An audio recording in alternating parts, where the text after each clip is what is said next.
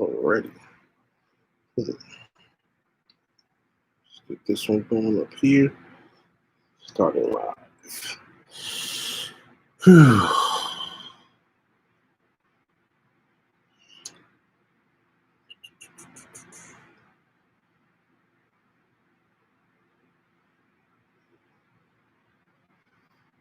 Okay, I believe we are getting live. Just let me pull up a couple things here. One moment here. Come on here. There we go.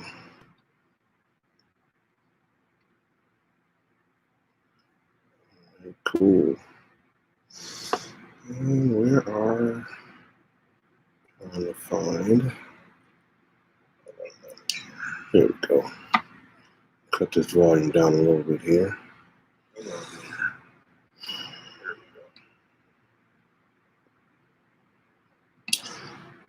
Well, hello everyone. Most of you guys know who I am. I'm usually behind the scenes and not usually in front of the camera. Just kind of came today. I'm actually streaming on Facebook and on YouTube also. So I think YouTube is down here, Facebook is up there. So if I happen to kind of look away or whatever, just you know what's going on. Kind of coming today because those of you who've been kind of following us lately, during everything with the COVID crisis and everything that's been going on, we've actually been doing a lot more things online and streaming and stuff like that. And so we've been kind of going through almost, not to me, I wouldn't necessarily say a tragedy for some. I know that during this process in these last few months, God has been working some things out and been showing me some things, and I've actually been able to get through this. I think one of the things that Pastor Ed said one time, that how even going through this, hasn't been all bad. It hasn't been. I just think that with everything that's going on, and depending on where you live, who you are, and everything like that, it affects you differently. I know there are some people that have been devastated throughout this whole process. And then some who have benefited from it, and some of them who have suffered and things like that. One of the things that's really been, besides everything else that's been going on lately, is all of this, the things that are going on with the riots and with the death of George Floyd and everything like that over the last week or so. A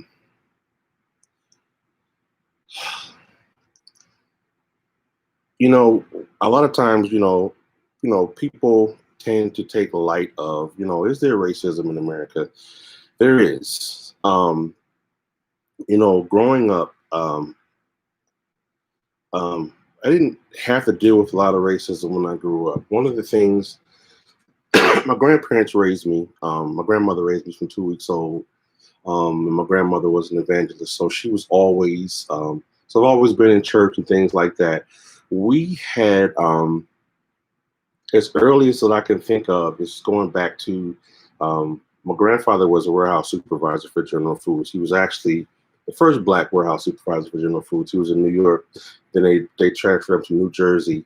In New Jersey, I didn't personally have to deal with the racism, but he did, because of how, the status that he was at. He liked to play tennis. He plays pool and some other things, and he likes boats and things like that. And so the areas that we lived in were like where we were trying to live in were kind of more upscale areas, because he's always made really good money. So me and him had a conversation, like last year when I went to go visit him, and he was telling me how he was having problem with getting into certain complexes and things like that, with everything that's going on and all that stuff, with people coming at him because of his color and stuff like that too. So Um, Other than stuff like that, growing up, I grew up in Youngstown, Ohio. Actually, because he was stationed in Boardman, so Youngstown, Ohio. If anybody knows Youngstown, it's crazy there. But um, I didn't deal with a lot of racism. I guess there was a good amount of black people that were there, so I didn't have that issue. When I started running into racism was when I was in the eighth grade. I actually ended up going to school in Indiana. And my aunt was in the Air Force Base at, I think it's Grissom Air Force Base in Indiana. That's somewhere near Kokomo, Peru, in that area. And so the school that I went to was a predominantly white school. And well, my first time being involved in a school like that, and yeah, I got a rude awakening to the N word really quick. And I had certain students that would bother me, and certain that wouldn't, and certain I was fine with, and everything like that. I mean, that's a long story, but just to kind of get into the point to where eventually the people that were really harassing me and being mean to me and doing things like that, we actually ended up friends in the long run. But growing up, throughout getting back to Youngstown and going through school and then moving to New York and doing things there. As far as dealing with law enforcement, I'm gonna be honest with you, and I'm gonna say this: don't take this the wrong way. I hate the police. Now, I don't mean as in I hate the police, as in I hate them and what they do. The whole process of having to deal with being in law enforcement, like as long as they're over there, I'm over here. I'm doing everything that I can not to break the law or not to send them my way. I talk to them, I see them, I say hi or whatever, and we're fine. I guess it's not really hating the police. I don't like being involved in the legal system, and I never have been. Thank God. I'm 47 years old, and I've never been arrested, never been to jail, never been in the back of a police car, and that's rare for an African American in this country. Um, so I don't like confinement. So the fact of me being, you know, in handcuffs or in jail, it's always make this joke about, hey, if something happens and my mom do something she ain't got no business, I'm snitching. I'm like, Mom, you did the crime, you gotta do the time, because I'm not going to jail for anybody. And that's just how I've always been. And even with my kids, I talk with them, and me and my wife, um, we just kind of always taught our kids right and wrong, and we taught them to respect law enforcement and things like that. And even in a situation to where it's something to where they're, even if they're being harassed by someone or a bad seed, we've always told them, just comply. Whatever it is, just do what you gotta do. Yes sir, no sir, no ma'am, yes ma'am, whatever the deal is, and get home. And thank God we haven't had any issues like that with our children of all this time. I mean, there was a time when me and my son, I was picking him up from work, and we got pulled over just for no reason, but with me not having a record and things like that, and not not being involved with law enforcement or anything like that. So, there's nothing they can really say or do to me. So, that's worked out for me pretty good throughout my life, and I haven't actually had to deal a lot with it. You know, in Syracuse, I didn't have a problem with the police there. Here in Columbus, I haven't had a problem. One thing that I can say that I know that there are some bad apples in the Syracuse Police Department and the Columbus Police Department, but for the most part, even the Sheriff's Department here, for the most part, I believe that the majority of them have the right heart. That everyone's not like that, and it is a select few that are like that. And when the hashtags that go out, that talk about all cops are bad and stuff like that, and kill pigs and all the stuff like that. That's just like, that's not really cool, because everyone's not like that. It's a situation to where it's funny how if you ever you probably heard stories or whatever, or even if it was a made up story, you know when they're in a plane and the plane's about to crash, whether you're a Christian or an atheist or whatever, the first name you're calling is God. So for us to sit here and say that all cops are bad or whatever, things like that, when someone is breaking into our house, or if someone's attacking us, or if there's a situation that's bad, regardless of what your situation is, what's the first thing you do? You call 911. 911, because you look for law enforcement to come and help you, come and rescue you. And those that are out here now that are rioting and are upset and they're mad and they're angry is because, think of it like this. Think of a parent that when you need a parent is supposed to, do right by you, to help raise you and to help, nurture you and protect you and things like that. And when you go to that parent to depend on that parent and they shun you or they push you away or they abuse you, you're going to be hurt. And that's a deep hurt. It could be words, it could be things that people say or do or whatever. So a lot of these people out here now, they're hurt. They're hurted because the very, very institution that is supposed to be protecting them is not only neglecting them and hurting them, but killing them with no consequence. And that is part of the reason of all the frustration and the madness and everyone that's being upset. I was going through some things today, and a lot of the things on social media right now is Blackout Tuesday.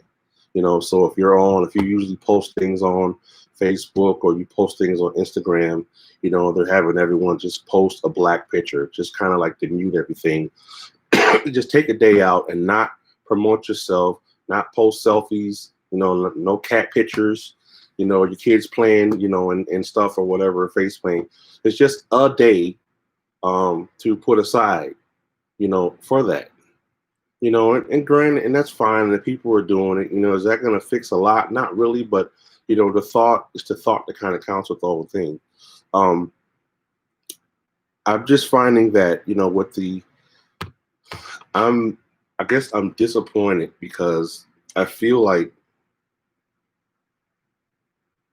these things are happening.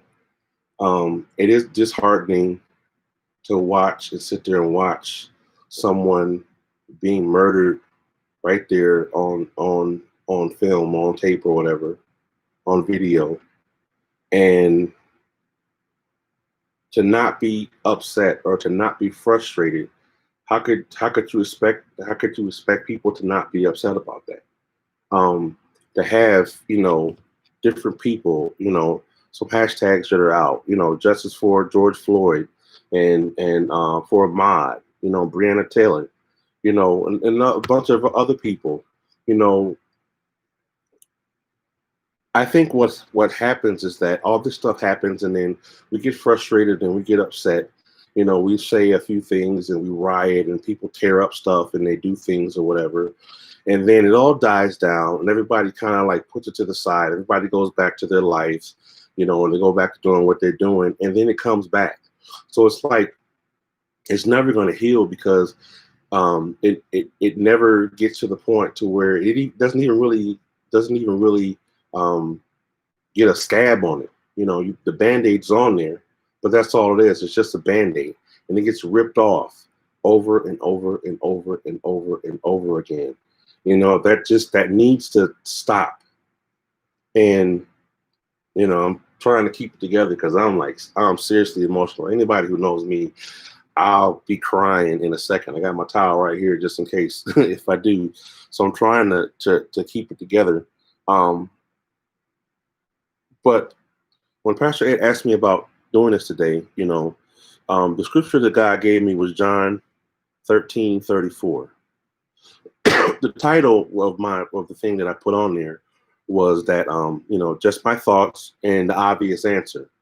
And John 13:34 basically says, "A new commandment I give to you, that ye love one another as I have loved you, that ye also love one another."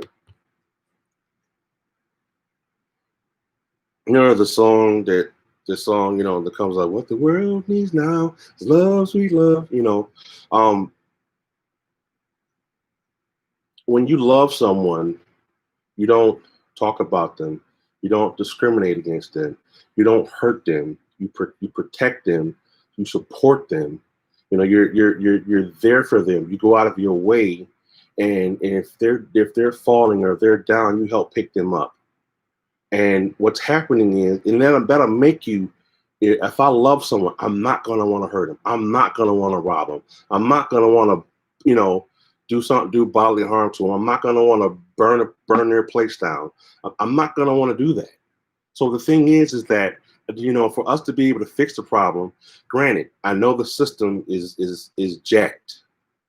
It is. It's an unfair system. It's jacked. Black people are upset. We've been oppressed for over 200 years. I'm talking as far as this, not counting slavery and all that stuff like that.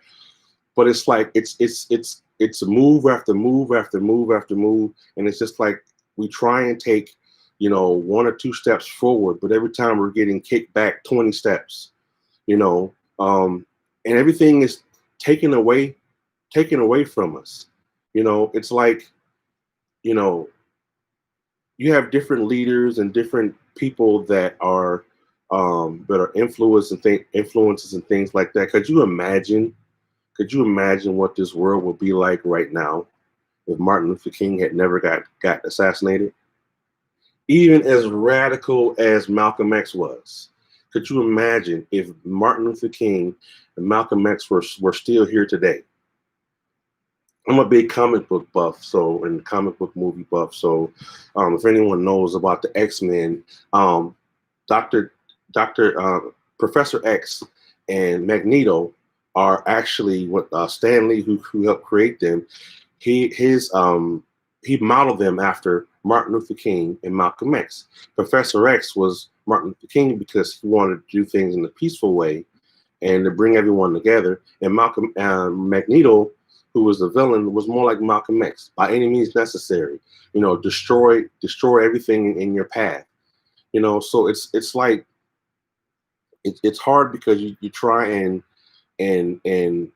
process everything, but it's like and even at times with those two characters, there are times because they had a common goal, they came together.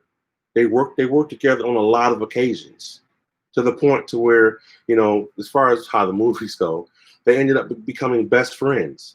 But they became best friends because they had a common cause, but because of who they were and the influence that they were and the fact that they survived, so they worked together. So just imagine what this world would be like right now if Malcolm X was still here, or if Martin Luther King was still alive. You know, there does have to be a change. I don't know how to change it. I don't know how to fix it or whatever, but I do know that we need a lot more love, a lot more love. Listen, I don't care. I mean, I've heard other people say this, and I've had other people have funny things to say about this, but I don't care.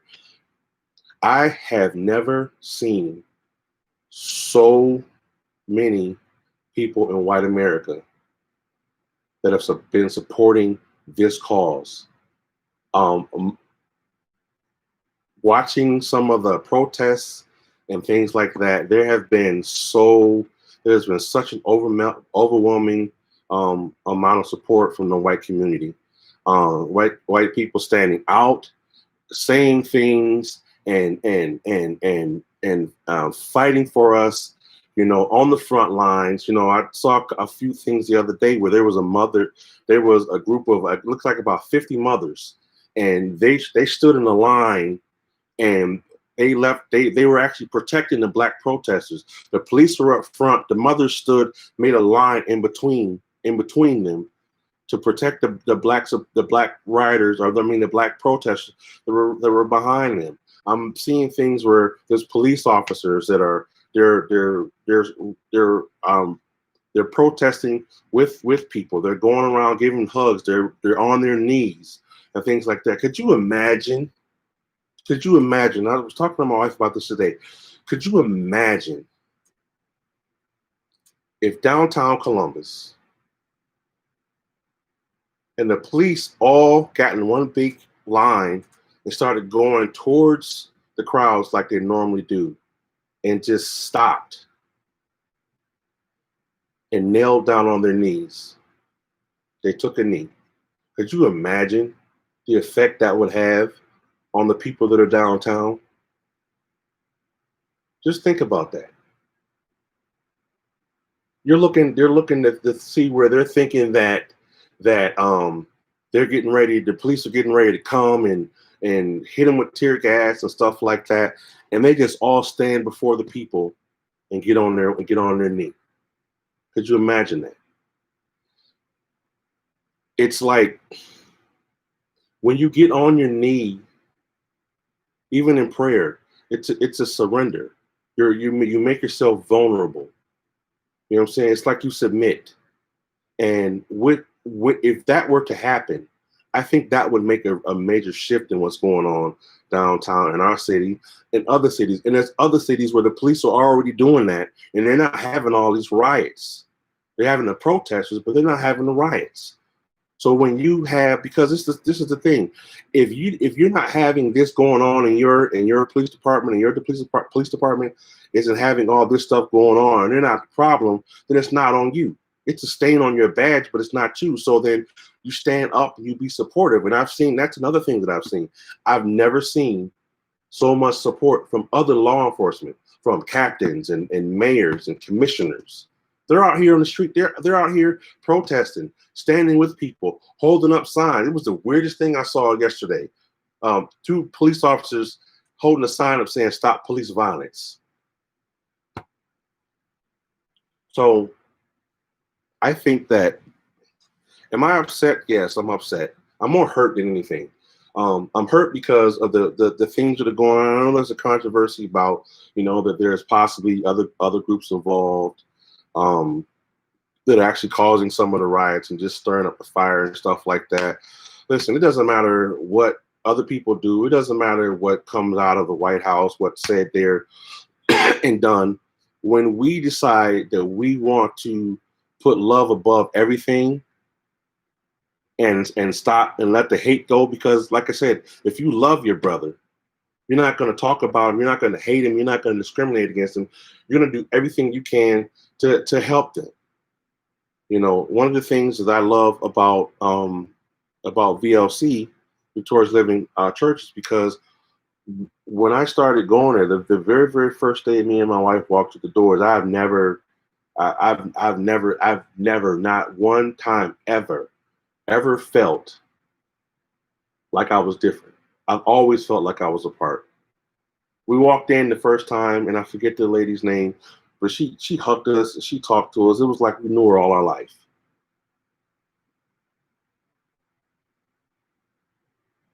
And yes, and for those of you who don't know, who may be watching that don't know, what Victorious Living Church is, we're in Grove City, and it is a predominantly white church.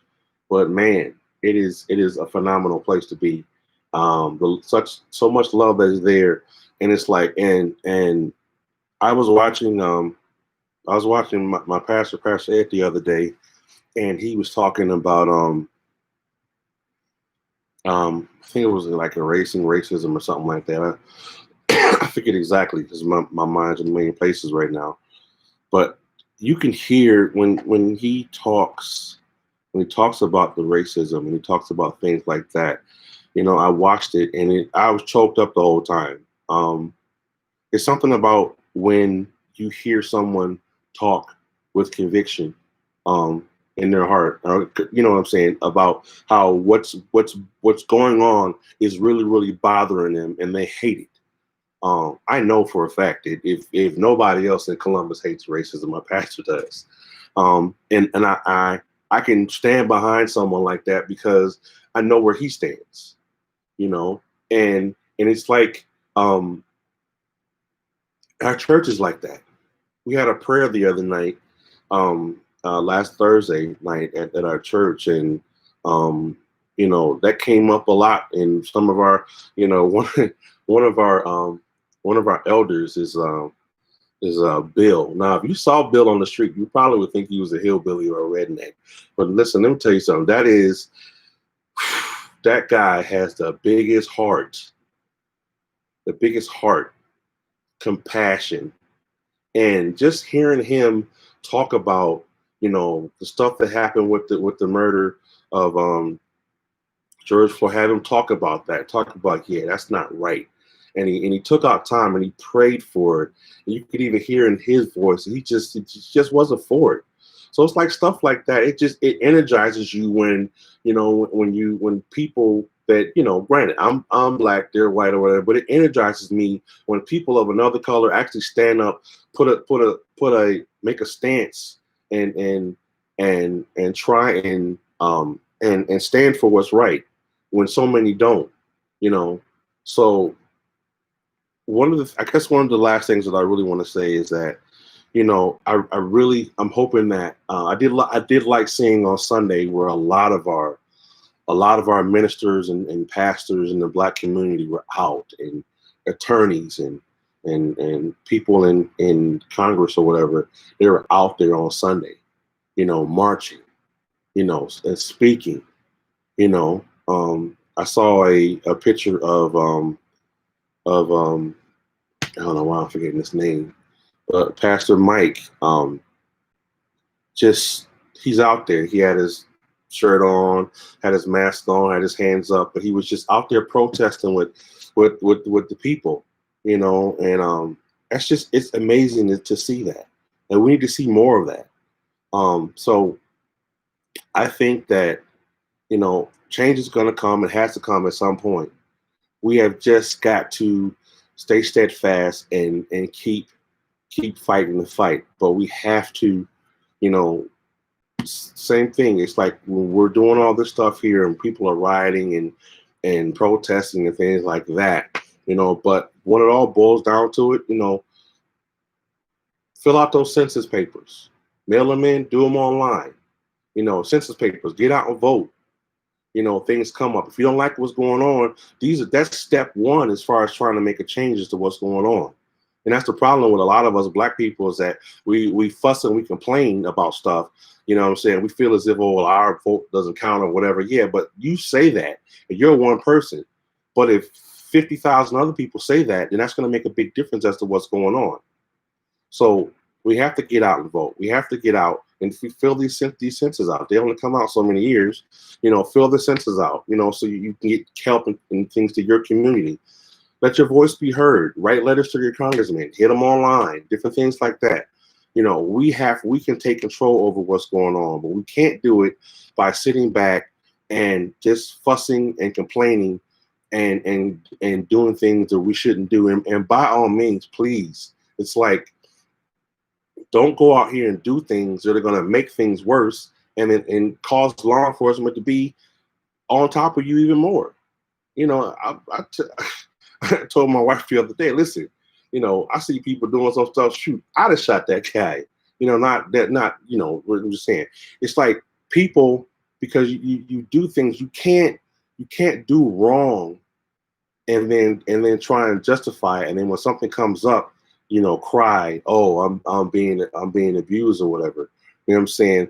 But a lot of the people that have had these things happen to them, even if they committed a crime, they are still a human being, and there's a way to do things in any situation. There's a way to do that, and the same thing should go for a white person as is a Black person, Hispanic, or whatever it is. So love, people, love. So let's work on each other, loving each other, and trying to be better people ourselves, and not let this stuff that's going on. And hopefully, as people start seeing that love come about, that they'll actually start being able to get the concept and grasp what's going on.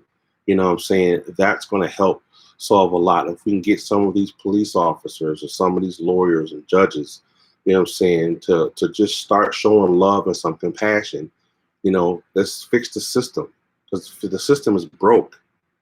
It's broke. We got to fix it. And the church has a big part to do with that. I'm not even mentioning that. we have such a responsibility. We have a responsibility from the stuff that's going on with COVID and how we're working on that and bringing people in and being a voice. We have to do this for this cause too.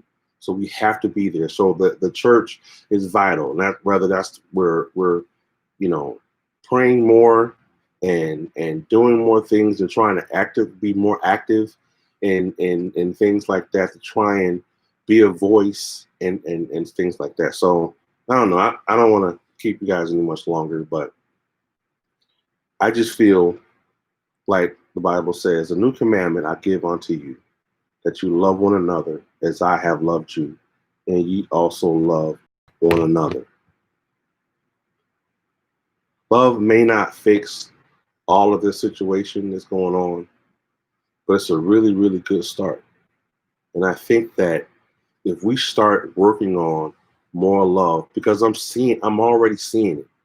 The white community is showing so much love. Some of the police officers that are trying to get past this and help the situation get better, they're showing love. We can't just bottle, it's like prejudice. We can't hate one person, hate everybody because of something that one person or our views of what that person is. So it's the same thing with the police department.